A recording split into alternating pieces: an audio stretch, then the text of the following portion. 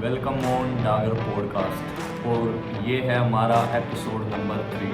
आज हमारे साथ एक ऐसी पर्सनैलिटी है जिनके बारे में मैं जितना भी बोलूँ वही कम है। अचीवमेंट की बात करूँ तो उन्होंने करोड़ों लोगों का दिल जीता है। आज हम उसी इंसान के बारे में बात करेंगे जो एक छोटे से गांव से लेके ओलंपिक तक का सफ़र तय किया। यही नहीं, इन्होंने हमारे फ्लाइंग सिख मिल्खा सिंह की मूवी जो आई थी भाग मिल्खा भाग, उसमें भी पार्टिसिपेट किया है। उस मूवी में इनको मिल्खा सिंह का रोल मिला था, जो कि एक बहुत ही बड़ी बात है।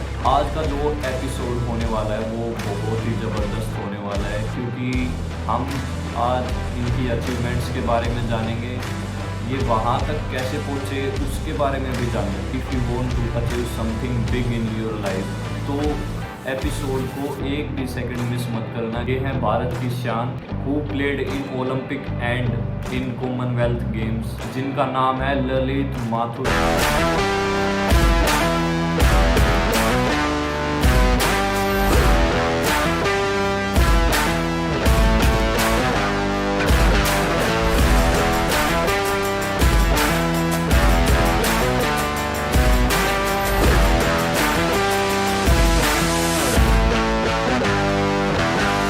अगर उसको ओलंपिक का एक ड्रीम देखा हो उसने लाइफ में, कि मुझे फैमिली ने इमोशनली, मोटिवेशन, फाइनेंशियली हर तरीके से सपोर्ट किया मुझे। उसके 64 साल बाद दिल्ली में एथलेटिक्स से मैं गया था। फिर तो सरकार ने, तो सच्ची बताऊं तो मेरे लिए तो आज तक कुछ किया नहीं है। जैसे नीरज चोपड़ा मेरा रूममेट भी रहा है, 2016 में मेरे साथ था। पहले तो भाई वेलकम आपका मेरे धन्यवाद पॉडकास्ट भाई, पे। थैंक यू भाई सो थैंक मच। यू भाई आने के लिए। पहली चीज मैं आपको बताना चाहता हूँ कि जैसे बच्चों का एक ड्रीम होता है कि मेरे को बड़े इंसान से मिलना है। वो बड़े इंसान जैसे एक्टर होते हैं या फिर कोई मतलब जिसने कुछ बड़ा काम किया हो। छोटा सा एक सपना आज पूरा हो ही गया, आपसे मैं मिल चुका हूँ। के लिए आने के लिए बहुत बहुत शुक्रिया। और बाकी मैं ये चीज मतलब स्टार्टिंग से पूछना चाहता हूँ कि आप ओलंपिक में मतलब इतने बड़े लेवल तक कैसे पहुंच पाए हो? इतने बड़े लेवल से बहुत सी चीजों का मतलब एक त्याग भी होता है, एक मतलब फैमिली सपोर्ट भी, कोच भी, फ्रेंड सर्कल भी। एक स्पोर्ट्समैन की लाइफ जो होती है, ग्राउंड कंजेस्टेड भी हो सके, ग्राउंड जितनी लाइफ ही होती है उसकी, कि ग्राउंड से घर, घर से ग्राउंड, बस यही लाइफ रहती है उसकी लाइफ में। कुछ और है तो होता ही नहीं। अगर उसको ओलंपिक का एक ड्रीम देखा हो उसने लाइफ में कि मुझे ओलंपिक ही खेलना है, तो मेरे ख्याल से उसकी लाइफ बस इतनी रहेगी कि घर से ग्राउंड, ग्राउंड से घर, बस। तो सबसे बड़ी पहली बात तो ये है कि प्रॉपर मतलब एक training, proper schedule, proper rest, proper diet और प्रॉपर इक्विपमेंट्स।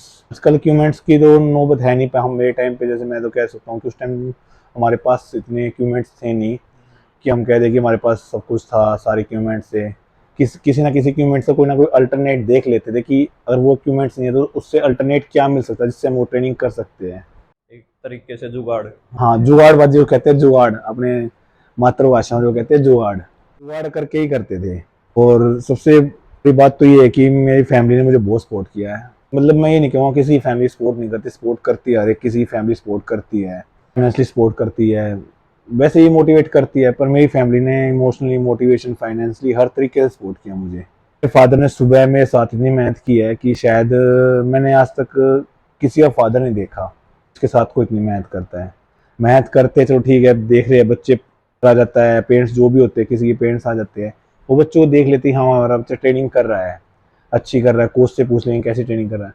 पर मेरे फादर ऐसे नहीं थे कि वो बैठ के सेटिस्फेक्शन ले ले कि हाँ बस मेरा बच्चा ट्रेनिंग कर रहा है, दूर से ठीक है, ओके है, वो उस चीज़ से संतुष्ट हो जाए।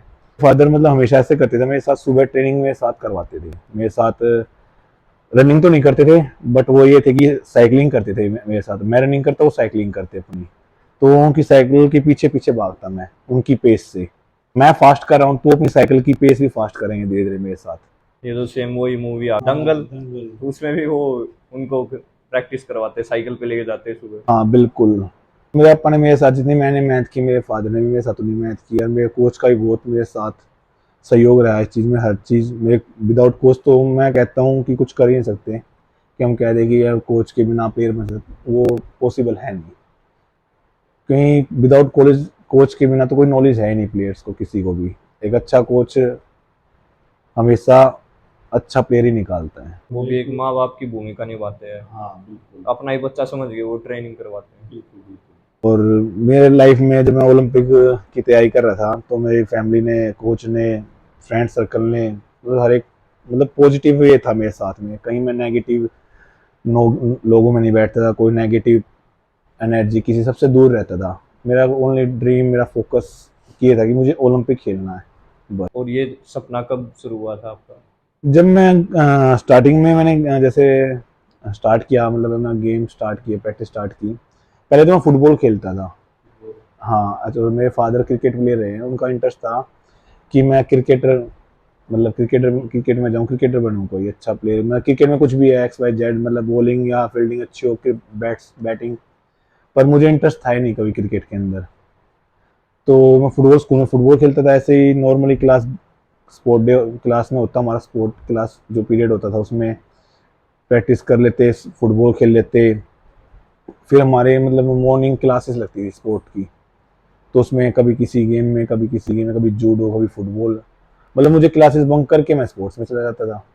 बस ये था कि पढ़ाई में कोई इंटरेस्ट था नहीं, तो इसलिए अपना स्पोर्ट्स में निकल गए। जितने भी खिलाड़ी देखे मैंने, उनका पढ़ाई में इंटरेस्ट होता है।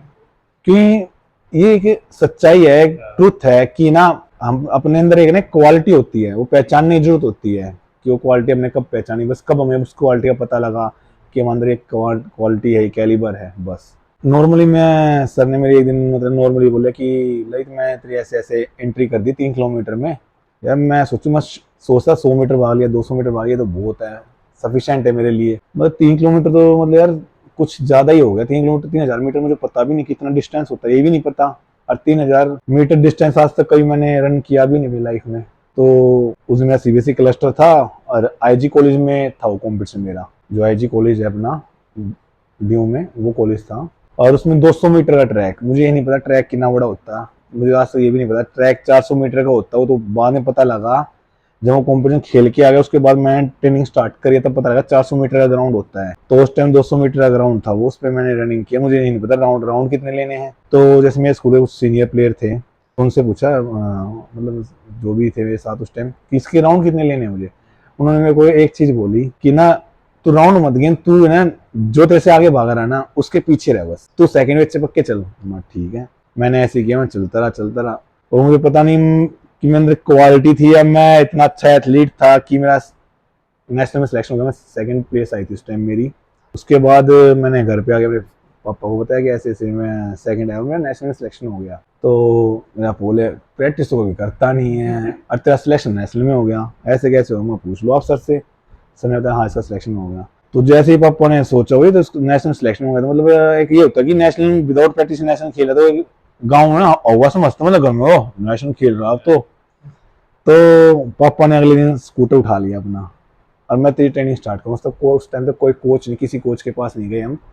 और पहले दिन अराउंड मुझे ये पता कि ये कम से कम 8 किलोमीटर 10 किलोमीटर का एरिया हमारा, उसका राउंड लगवाया था। तो मैंने फर्स्ट डे में जब मेरी ट्रेनिंग कराई तो मेरी 8 किलोमीटर रनिंग हुई थी मेरी। मतलब ये कहते हैं ना, छाती फेफड़े खुल के हाथ में आ गए थे उस दिन। फिर वह दे उसके बाद 15-20 दिन का टाइम था मेरे पास। मैं बीच में कोच का से बात की, एक दो से गए भी हम स्टेडियम में, पर कुछ मतलब इतना प्रैक्टिस कर नहीं पाए थे। फिर वहाँ से नेशनल खेलने आने के बाद मैंने कोच ज्वाइन किए, मुकेश वस, मेरे गांव के ही कोच है मेरे, और उनके पास ट्रेनिंग की मैंने। पर कभी ये नहीं था कि मैं इतना बड़ा प्लेयर, मतलब मैं अपने आप को ये नहीं कह रहा बड़ा प्लेयर। मैं ये नहीं सोच रहा कभी मैं इतने बड़े प्लेटफॉर्म पे जाऊँगा या ओलंपिक खेलूँगा, सीनियर नेशनल मेडल होगा, कॉमनवेल्थ खेलूँगा, ऐसा कुछ कभी सोचा नहीं था। जब दिल्ली में 2010 कॉमनवेल्थ गेम्स हुए तब मैं बोलता था कि सर 2014 कॉमनवेल्थ गेम्स में खेलूँगा, क्योंकि 2010 में मैं ट्रेनिंग स्टार्ट की थी। 2010 के बाद 2014 में कॉमनवेल्थ गेम्स थे ग्लासगो में, और मैं just like school pass out ही किया था उस टाइम अपना, और मैं फर्स्ट ईयर में था उस टाइम जब मेरा कॉमनवेल्थ गेम्स सिलेक्शन हुआ। तो मुझे भगवान की दया से वो पहला इंटरनेशनल गेम्स है मेरा जिसका सीधा कॉमनवेल्थ गेम्स का मिला मुझे टिकट अपनी लाइफ में।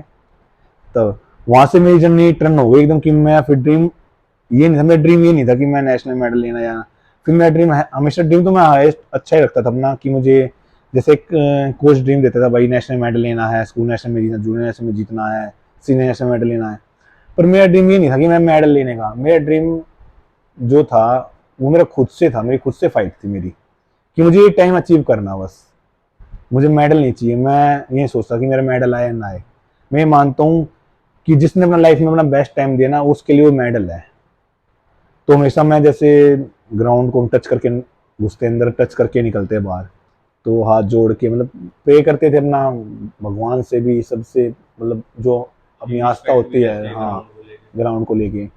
तो हमेशा की बस मुझे ये चाहता हूँ कि मैं इस साल मेरा ये टारगेट है, और टारगेट अचीव करूँ। इस साल मैं 48 की भागना चाहता हूँ, 148 की 800 मीटर भागना चाहता हूँ। टारगेट सेट करता था, हर साल मैंने टारगेट सेट किया, और टारगेट के नियर बाय हो सकता है कभी कभी उस टारगेट के थोड़ा कम रहा हो, कभी उससे अच्छा भी हो गया हो, उसी के जज में रहा हूँ कि नियर बाय मैंने किया हमेशा।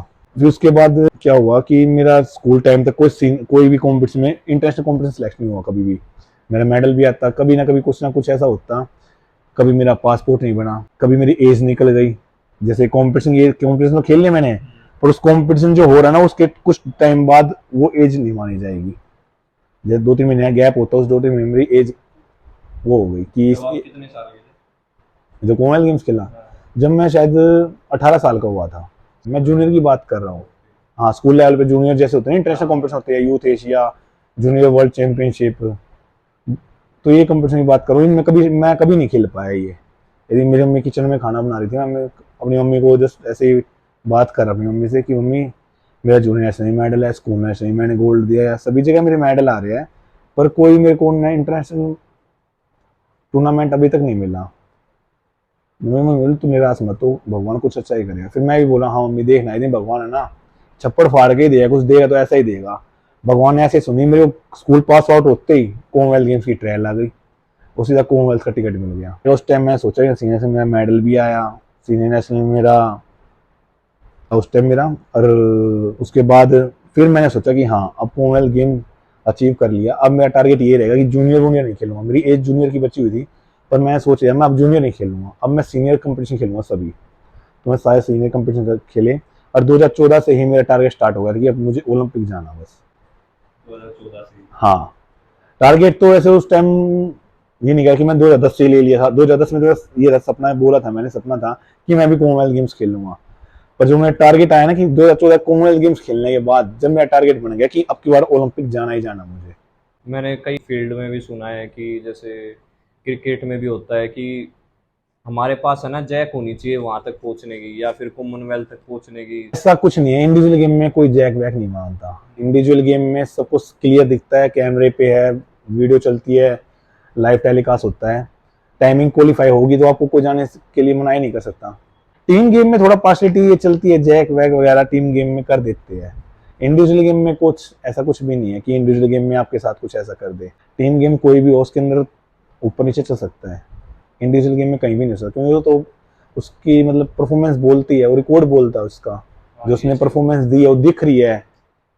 उस परफॉर्मेंस में के साथ कोई हेरा फेरी थोड़ी कर सकते हैं, या कुछ टाइमिंग के साथ हेरा फेरी थोड़ी कर सकते हैं, या कोई थ्रोअर भगा रहा डिस्कस भगा शॉट, उसका डिस्टेंस नापेंगे, उसमें कोई हेरा फेरी थोड़ी कर सकते हैं।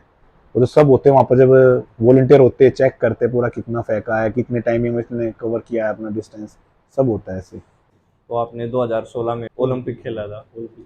किन मतलब यहाँ से इंडिया से भी बहुत सारे खिलाड़ी गए होंगे, आप किन के साथ गए थे या अकेले गए थे? इंडिया से और भी बहुत सारे प्लेयर गए थे, दिल्ली से मैं अकेला गया था उस टाइम एथलेटिक्स के अंदर। दिल्ली से सन 1952 के ओलंपिक में हमारे गांव से दादा सूरज सिंह माथुर है, वो गए थे। उसके 64 साल बाद दिल्ली में एथलेटिक्स से मैं गया था। फिर 64 साल का डिफरेंस था, मैं दिल्ली से कोई एथलेटिक्स में गया नहीं था। और कुछ गया हो तो मुझे ऐसा याद नहीं है, पर मैंने आज तक अभी तक कभी सुना नहीं है कि दिल्ली से कोई गया है।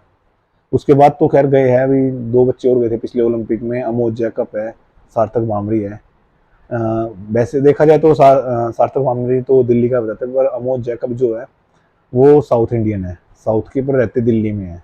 आप मान लो वहां पे गए, मतलब और कितने खिलाड़ी थे? जैसे कोई स्विमिंग से होगा, कोई हाँ, हर प्लेयर के, हाँ कोई इंडिया काफी, से तब कितने थे?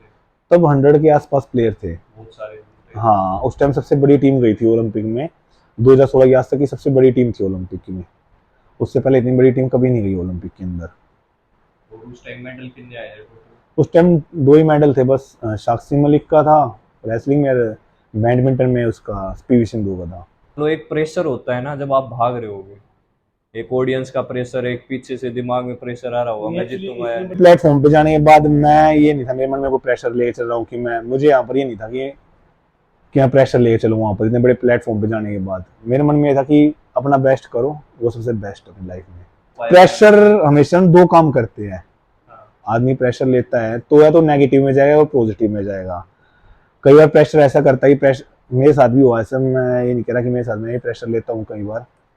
तो प्रेशर में या तो अच्छा हो जाएगा तो मेडल आ जाता है, या उससे बुरा हो जाता है कि मेडल भी नहीं आता, मेडल से भी आउट हो जाता है। तो होता है ऐसा कि प्रेशर इतना हो जाता है कि कंट्री का प्रेशर, मतलब एक प्लेयर के ऊपर है ना, मतलब ना प्रेशर, पता मुझे समझ नहीं आता क्यों लेता है इतने बड़े प्लेटफॉर्म पे जाके प्रेशर। मैं नहीं मानता कि उसको लेना चाहिए, इसलिए लेना चाहिए क्योंकि यार इतने बड़े प्लेटफॉर्म पे अपना बेस्ट करो, वो उसके लिए मेडल ही है। प्रेशर तब है तब उसने पहले मेडल जीता हुआ ओलंपिक के अंदर, दोबारा ओलंपिक में गया, तब उसके ऊपर प्रेशर बनता है कि एक बार मैं मेडल जीत चुका हूँ, अगली बार मुझे अपनी कंट्री के लिए फिर से अच्छा करना है, मेडल लेके जाना है। तो उसके अंदर प्रेशर रहेगा और वो लेके भी चलेगा, उसका प्रेशर बनता भी है। और जिसका कोई मेडल लास्ट, वो फर्स्ट टाइम ओलंपिक खेल रहा है, पहली बार जा रहा है, हाँ उम्मीद तो करनी चाहिए कि हम मेडल लेके आए, पर उम्मीद में ये नहीं हुआ कि उस उम्मीद, अच्छी बात उम्मीद रखनी भी चाहिए यार, मतलब उन्हें 100% एफर्ट्स देने भी चाहिए, पर ये नहीं कि वो प्रेशर लेके खेले उस टाइम उसको ये सोचना चाहिए कि मुझे अपना बेस्ट करना है। और वो बेस्ट कर रहा है, क्या पता अच्छा हो जाए, मेडल भी आ जाए, पर बेस्ट को प्रेशर मत लो उस टाइम। ये चीज आपने बढ़िया। हाँ, क्योंकि मेरे साथ नेशनल में ऐसा हो चुका कि मेरा एक कॉम्पिटिशन में प्रेशर में खेल गया, मेरा मेडल नहीं आया, या वो खराब हो गया, कैसे कुछ भी लगा लो। दूसरा कॉम्पिटिशन, वही प्लेयर जो जिस इवेंट के थे वही सेम प्लेयर उस इवेंट में 800 मीटर से 1500 मीटर में वही प्लेयर थे, और वहां पर मेडल आ गया 1500 में, 800 मीटर में भी नहीं आया मेडल। मतलब प्रेशर कई बार अच्छा भी करा देता है, कई बार बुरा भी करा देता है। तो जब एक इवेंट खराब हो जाता है, दूसरा इवेंट सोचता हूँ वो प्रेशर में, वही प्रेशर में खेला जाता है। तो वो प्रेशर ये होता है कि अब जो हाँ देखी जाएगी यार, तो आर पार की लड़ाई है, देखा जाए मेडल आने पर, रेस अच्छी लगानी है बस, ये रहता, वो प्रेशर रहता है उस टाइम। ये मतलब होनी ही चाहिए कि आए हैं अभी करके ही जाना है, प्रेशर तो लेना ही, प्रेशर ले लिया तो नहीं हो पाएगा। जो होता है, जैसे कई बार होता है ना, जो भी प्लेयर होता है, एथलीट कोई भी हो एक्स वाई जेड इसमें, तो एथलेटिक्स के अंदर ही कहता हूँ मैं, तो प्लेयर ये सोचता है कि मेरा पहला इवेंट है, जैसे कई कई प्लेयर के दो दो इवेंट हो जाते हैं, कोई 400 800 मीटर कर लेता है, 200 400 मीटर कर लेता है। तो कई बार वो प्रेशर लेता है कि यार मेडल लेके जाना बस, वो प्रेशर में इतना हो जाता है कि उसका इतना होपलेस सा हो जाता है कि उसका मेडल से आउट हो जाता है, या अच्छी परफॉर्मेंस नहीं दे पाता। तो वो प्रेशर उसके साथ बुरा तो हो गया, उस टाइम उसने इतना प्रेशर ले लिया कि वो उस कॉम्पिटिशन में अच्छा नहीं कर पाया, पर उससे दूसरे इवेंट में हो सकता है उससे भी अच्छा कर देता है, प्रेशर करवा देता है। सारा दिमाग का खेल है। हाँ, जितना आप स्ट्रोंग हो दिमाग से, उतना ही अच्छा आपके लिए है। जैसे बात होती है कि सरकार का सपोर्ट होता है, सरकार उस टाइम पे सपोर्ट करती है हमारे मतलब स्पोर्ट्स के एथलीट। देखो, सरकार की तो बात मैं क्या कहूँ, सरकार ने तो सच्ची बताऊँ तो मेरे लिए तो आज तक कुछ किया नहीं है, सीरियसली बताऊँ तो, कि मैं क्या दूँ मुझे सपोर्ट किया, कुछ कुछ सपोर्ट नहीं किया। सरकार की, हमारे सरकार में पॉलिसी ये है कि पहले मेडल लाओ फिर कुछ पाओ आप, और फॉरेन कंट्रियों में ऐसा है कि पहले पैसे सपोर्ट लो आप और फिर लाओ हमारे लिए। तो यहाँ पर उल्टी पॉलिसी है जो भी है। मैं मानता हूँ एक अच्छे लेवल पे जब नेशनल प्लेयर पे कोई बच्चा चला जाता है, चलो मानता हूँ मैं, जूनियर लेवल पे निकल पाते हैं, चलो ठीक है, हमारे यहाँ पर अकेडमी खोल देनी चाहिए, अकेडमी में कि भाई चलो ठीक है, हम प्लेयरों को अच्छी फैसिलिटी दे रहे हैं कि अच्छी डाइट, एक प्लेयर को क्या चाहिए होता है, अच्छी किट वगैरह, शूज़ वगैरह, अच्छी डाइट मिल जाए, क्या चाहिए इसके अलावा, बस स्कूल लेवल पे जूनियर लेवल पे अच्छी ये चीज़ें मिल जाए। जो उसको पैसे की नीड, टाइम आता है कि एक ऑर्डर एक्स्ट्रा ऑर्डनरी बच्चा हो जाता है, इंटरनेशनल लेवल पे जाता है, तब उसके लिए फाइनेंशियली सपोर्ट करो, तरीके सपोर्ट करो। हाँ, ये चीज होनी बिल्कुल, फिर उसके लिए अलग चीज़ होती है, फिर सप्लीमेंट्स भी है कुछ, क्योंकि सरकार हर चीज़ नहीं मंगा पाती। हम कह दे सरकार हमारे लिए अच्छे सप्लीमेंट मंगा दे, ये पॉसिबल नहीं हो पाता। मंगाती है सप्लीमेंट होता है, पर इतने अच्छे नहीं कहता कि बहुत अच्छे आ जाते हैं। अब वही है, हमारे इंडिया में है ना, टैलेंट तो बहुत है, उसको तराशने वाला कोई नहीं है। अभी सरकार अगर थोड़ा सा भी सपोर्ट कर दे तो बहुत बढ़िया बात। नहीं कर रही है, धीरे धीरे कर रही है। जैसे देखा जाए तो और गवर्नमेंट बहुत अच्छा करती है, जैसे उड़ीसा गवर्नमेंट है, कोई भी है, दिल्ली गवर्नमेंट के अंदर ऐसा कुछ है ही नहीं कि भाई, जैसे हरियाणा सरकार थी पहले हुड्डा की अपनी, तो मेडल लाता था जो ओलंपिक में मतलब पार्टिसिपेट किया था, उसको भी डीएसपी लगा देते थे। और दिल्ली में सरकारी डीएसपी मतलब सरकारी नौकरी, एक मतलब 1 ग्रेड क्लास नौकरी मिल जाती। और दिल्ली में ऐसा कुछ है ही नहीं कि ओलंपिक खेलने के बाद भी कोई नौकरी नहीं है।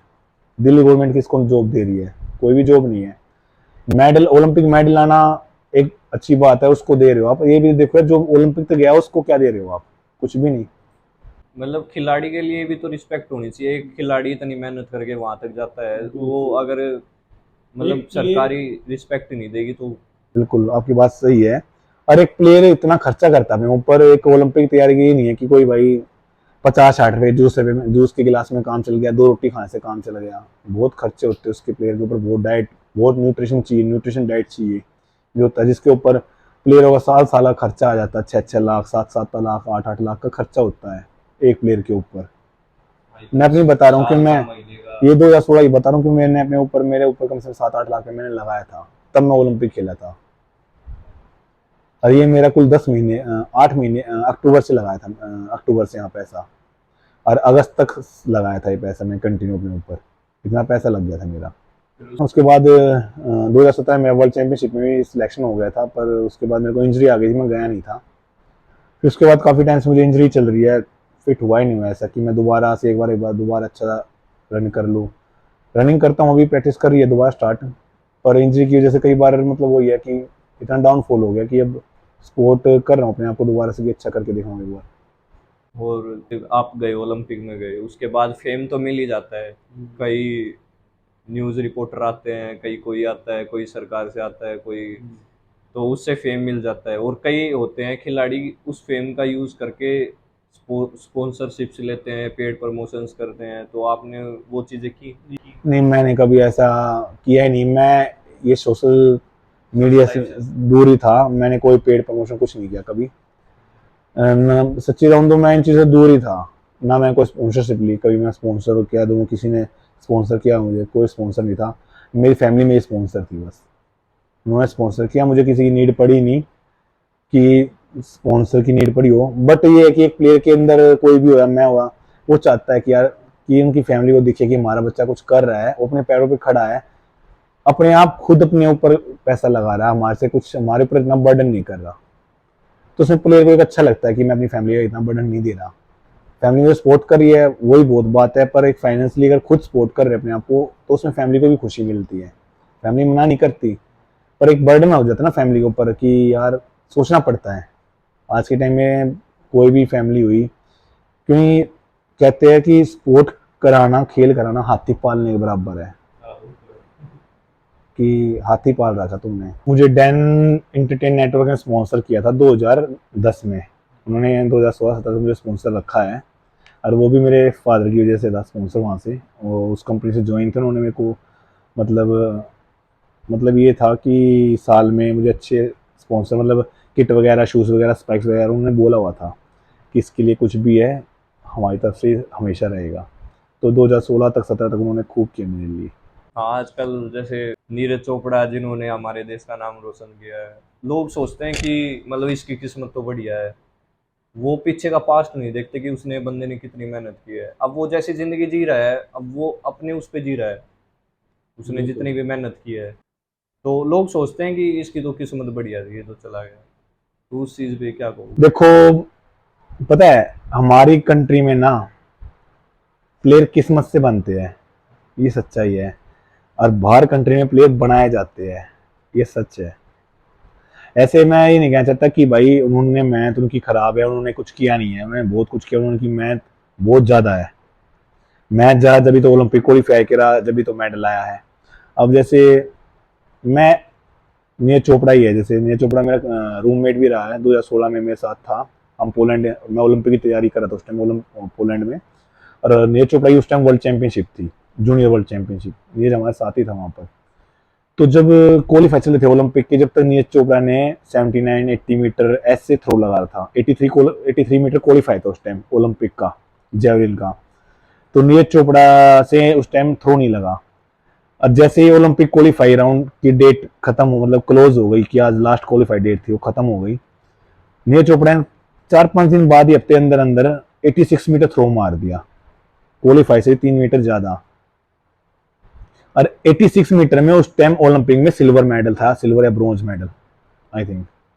तो क्वालिफाई नहीं कर पाया था उस टाइम, क्वालिफाई राउंड खत्म हो गए थे। तो इसलिए तो किस्मत काम, यहाँ पर किस्मत देखी जा रही है ना, कि किस्मत होती है। अगर वो उस टाइम लगा देता, एक हफ्ते, एक 4-5 डेज कोई बड़ी बात नहीं होती, और उस टाइम लग जाती उसकी थ्रो इतनी, उससे पहले जो कॉम्पिटिशन हुए थे, तो कोई ओलंपिक जाता, और हो सकता है वहां पर 86 की जगह 87 थ्रो मारता है, या हो सकता है जो भी है थ्रो का 85 भी हो सकता है, 86 87 भी, कुछ भी हो सकता है, या जो भी था। एक उम्मीद तो होगी 86 मारता कि हाँ उम्मीद होगी मेडल लेके आ सकता है 2016 में भी।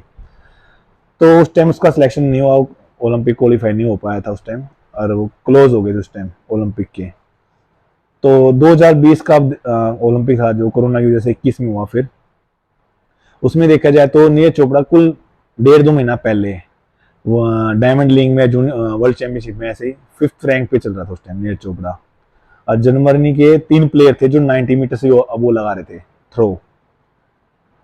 और उम्मीद तो हम सभी कर रहे थे नीरज चोपड़ा ओलंपिक में मेडल लेके आएगा, ये सच है कि उम्मीद थी यार लड़का अच्छा करेगा, बेस्ट करेगा, मेडल आएगा। पर उस दिन किस्मत नीरज चोपड़ा की थी, उस दिन भगवान ने उसका एक दिन लिखा हुआ था, और थी भी उसकी किस्मत, उसकी मेहनत थी, रंग भी लाई उसकी, उसने मेहनत की तभी मेडल आया है, और तभी वो रंग लाई। और उसकी एक प्लेयर के साथ हर चीज चाहिए, किस्मत भी, मेहनत भी, हर चीज। और वो दिन भी होता है, कुछ दिन होता है एक लिखा होता है कि आज ये कुछ अलग होगा इसके लिए, तो वही चीज थी। उस दिन वो जर्मनी के प्लेयर हो, किसी का थ्रो नहीं लगा, नीरज चोपड़ा का थ्रो अच्छा लगा, और नीरज चोपड़ा गोल्ड आ गया। वैसा देखे जाए तो अब एक एग्जाम्पल और दे सकता हूँ मैं, साक्षी मलिक है, जैसे अपनी रेसलर साक्षी मलिक। साक्षी मलिक 2016 के ओलंपिक में क्वालिफाई नहीं थी, वर्ल्ड चैंपियनशिप में जब गई थी वो, जो क्वालिफाई कर रही थी ना, वो डोप में फंस गई। वेट क्वालिफाई हो गया उसके वेट में कि भाई जैसे 50 केजी या 60 केजी जो भी वेट है उनका, उसमें क्वालिफाई हो गया। तो जैसे वर्ल्ड चैंपियनशिप में, एशिया में जैसे भी होता है, जो फर्स्ट आता वो जाता है, सेकंड नहीं रहता। और वर्ल्ड चैंपियनशिप में फर्स्ट आ, सेकंड आ, थर्ड, ऐसे कुछ ऐसा होता कि ऐसे जाते हैं ओलंपिक के लिए। तो पहले वो एशिया में सेकंड आ गई थी शायद, या वर्ल्ड चैंपियनशिप, याद नहीं मुझे, ऐसा कुछ कंफर्म नहीं है, तो सेकंड थी वहां पर। तो जब फर्स्ट लड़की डोप में आ गई थी, उसकी जगह ये गई थी, तो यहाँ पर किस्मत काम आई कि वो डोप में फंस गई, ये चली गई। और वहां पर भी किस्मत देखो कि अच्छे फिर मेडल भी आ गया। तो हर एक प्लेयर के ना एक दिन होता है, एक प्लेयर हर किस्मत में लिखा होता है हर एक का दिन, कि शायद वो किस्मत कैसे लगा लो, दिन हमें लाना पड़ता है मेहनत करके। वो दिन ऐसे नहीं आते कि खाली बैठे बैठे सोफे बात करे करे ऐसे कहीं से वो दिन आ जाएगा, उसके लिए मेहनत करनी पड़ती है। और इस पूरी जर्नी में आपका सबसे बढ़िया पार्ट कौन सा है? सबसे बड़ा मैं कह दूं तो ओलंपिक से बड़ा तो कुछ होता ही नहीं है, वो सबसे बड़ा दिन था खुशी का, कि मैं ओलंपिक खेल के आया। तब ओलंपिक खेलने सेलेक्ट हुआ तब भी, और खेलने आने के बाद, कि ओलंपिक जब गया जब तो खुशी एक अलग हो रही थी, तब तो ये भी मन नहीं था कि घर आ जाऊं, कि खेलने जाना। और जब ओलंपिक हो रहे थे तब ये सोचा कब ओलंपिक खत्म हो, कब घर जाऊं। जैसे मेरा भी एक ड्रीम था कि मैं आउट ऑफ कंट्री घूमूं। जैसे आपका वो एक्सपीरियंस कैसा रहा जब पहली बार गया? एक्चुअली मैं कहीं भी गया ना, मैं कहीं घूमा ही नहीं आज तक, घूमा ही नहीं। सच्ची बताऊं तो। मैं बहुत रेयर, बहुत कम जगह घूमा हूँ कि मैं चला गया किसी के साथ थोड़ा बहुत सीनियर प्लेयर को, कि मुझे एक फोबिया है, एक कहते हैं ना। फर्स्ट टाइम जब मैं ग्लासगो गया, तो मैं किसी के बिना जा ही नहीं सकता बाहर। मैं सोचा मैं सीनियर प्लेयर को जाऊंगा, के साथ निकल जाऊंगा, नहीं तो मैं अकेला नहीं जा सकता कहीं भी। अकेला बाहर जाना है मुझे, मतलब फोबिया लाल कुछ भी लगा, मैं ये सोचा कहीं खो ना जाऊं कहीं बाहर विदेश में, कहाँ कहाँ जाऊंगा, कैसे जाऊंगा फिर। तो इसलिए मैं कहीं ऐसा घूमा ही नहीं। थोड़ा बहुत लास्ट में जैसे कंपटीशन खत्म हो जाते हैं तब थोड़ा बहुत घूम लेते, देख लेते कोई जगह है या सीनियर प्लेयर के साथ, नहीं तो कहीं नहीं घूमे हम, कि मैं कह दूँ कहीं वहाँ की जैसे कुछ होता है, जैसे ग्लासगो में कोई फेमस जगह वहाँ गया हूँ, कहीं नहीं गया। लंदन में कोई फेमस जगह वहाँ पर भी कहीं नहीं गया। बस साउथ कोरिया में थोड़ा बहुत घूमा था, वो भी सीनियर प्लेयर के साथ, वो भी थोड़ा बहुत कहीं लास्ट में गए थे, कहाँ गए थे मुझे याद भी नहीं है। ब्रिज व्रिज देखा था हमने, बस इसके अलावा कुछ नहीं था। और रियो में भी मतलब एक ही दिन गया था बाहर बीच बीच पे, उसके बाद रियो में भी कहीं नहीं घूमा मैं। बस रूम से मतलब कहीं जाते नहीं थे, अपना स्टेडियम ग्राउंड से विलेज के अंदर बस। जैसे मैं भी एक मतलब मेरा भी सपना है कि मेरे इंस्टाग्राम पे ब्लू टिक लग जाए। आपके भी नहीं आया? नहीं, मैंने उसकी कहने मतलब मैं सोशल मीडिया दूर हूँ, मैंने कभी कुछ करवाया नहीं। जब थे आप सोशल मीडिया? हाँ, मैं उस टाइम 2016 में ही ज्वाइन किया था, मतलब वहाँ बैठे बैठे मैं ओलंपिक में बैठा था उस टाइम, मैंने अपना इंस्टाग्राम उसी टाइम डाउनलोड किया था। तब मैंने आईडी बनाई थी इंस्टाग्राम पे, वहीं पर बनाई थी मुझे याद है। तब मैं ऐसा कुछ था ही नहीं कि मैं सोशल मीडिया पे अपना ब्लू टिक मैं कभी सोचा ही नहीं कि मैं ब्लू टिक ले लूँ, ऐसा कुछ। कहीं ने बोला कि आप तक भैया आपने, कई जूनियर प्लेयर है कहते भैया आपने ब्लू टिक क्यों नहीं लिया आज तक, मगर मुझे पता भी नहीं कैसे मिलता है, मैं इस चीज़ में इतना इंटरेस्ट लेता भी नहीं हूँ। हाँ, कि कैसे इस चीज़ को मतलब कैसे करे, कैसे ब्लू टिक मिलेगा। किसी से सुनने में आया था कि गूगल पे विकिपीडिया में नाम होना चाहिए, कुछ ऐसा होना चाहिए तो उससे मिल जाता है। तो मैंने अपना कभी अकाउंट वेरीफाई कराना पड़ता है, ऐसा कभी कुछ कराया नहीं कभी। इन द लास्ट आप मतलब हमारी जो यूथ है उसको क्या मैसेज देना चाहोगे, अगर वो इस फील्ड में जा रहे हैं या फिर किसी भी फील्ड में? मैं चाहता हूँ कि इस वीडियो को देख के कोई भी हो, मैं तो यही कहूँगा किसी ना किसी को कोई गेम जरूर अपनी लाइफ में ज्वाइन करना चाहिए, क्रिकेट वगैरह, फुटबॉल, कुछ भी XYZ को जिसमें जिसका इंटरेस्ट है। क्योंकि विदाउट इंटरेस्ट अब मैं जबरदस्ती किसी पे, जैसे किसी का कोई पेरेंट्स अपने बच्चे को बोल दे ओए तू फुटबॉल खेलेगा, नहीं मैं तेरे को सेम ही नहीं करवाऊंगा, तो नहीं। प्लेयर का बच्चे जिसमें जो इंटरेस्ट होता है उस चीज में उस प्लेयर को लेके जाओ। जैसे घर वाले तभी बोलते हैं सरकारी नौकरी करो, वो बोलता है नहीं मैं उस चीज में रहूंगा। उस उसका मन ही नहीं है उस चीज को करने का, तो चीज कभी उसके अच्छे के लिए हित के लिए उसके लिए है ही नहीं। हमारे यहाँ पर एक सरकारी नौकरी का हवा सा मचा रहा है, सरकारी नौकरी सरकारी नौकरी सरकारी नौकरी सरकारी नौकरी बस। भाई है, मानता हूँ गवर्नमेंट फैसिलिटी अच्छी देती है, पर मैं नहीं मानता आज के टाइम में कि प्राइवेट भी कम दे रही है। अच्छी प्राइवेट जॉब हो जाती है, जो अच्छी गवर्नमेंट में एक रिलैक्सेशन है, मतलब कहते हैं ना रेस्ट टाइम है एक। आज जो प्राइवेट जॉब उसमें रेस्ट टाइम नहीं कह सकता मैं, वो 8 घंटे 10 घंटे में खींच के काम लेते हैं। गवर्नमेंट में आज क्या आराम से कर लो, बैठ जाओ, सुस्ता लो, कर लो कुछ, ये है तो चीज़ है। पर प्राइवेट में जितना प्राइवेट लेती है उतना अच्छे पैसे भी देती है प्राइवेट। गवर्नमेंट भी मेडिकल फैसिलिटी दे रही है, प्राइवेट भी दे रही है, आज के टाइम में मेडिकल फैसिलिटी सभी दे रहे हैं। थैंक यू सो मच आपका। Thank you.